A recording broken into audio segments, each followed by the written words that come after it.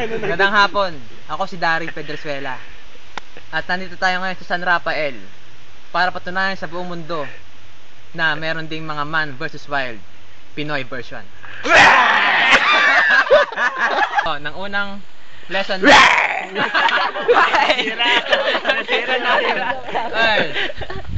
Siyempre, pag nasa kawalan tayo, kagaya nito, kailangan natin safety fence kasi baka mamaya meron mga leon, may tigre.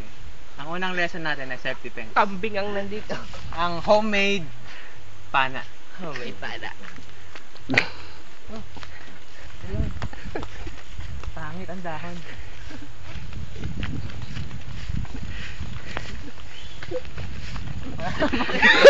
Ayun!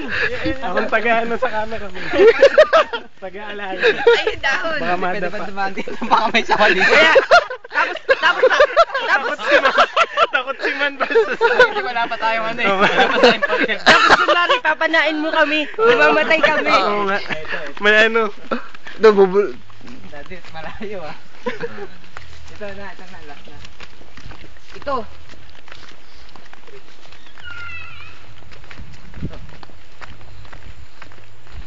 Saan na ba tayo? Ito, Homemade pana. homemade pana. Yan.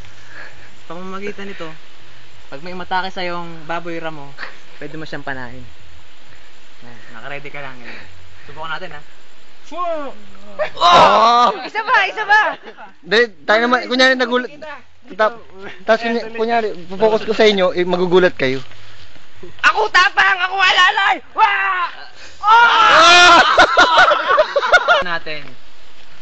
Siyempre malamig pag gabi, kailangan mo ng apoy. Ito. Patagal-tagal mo yung Lalabas ka dito.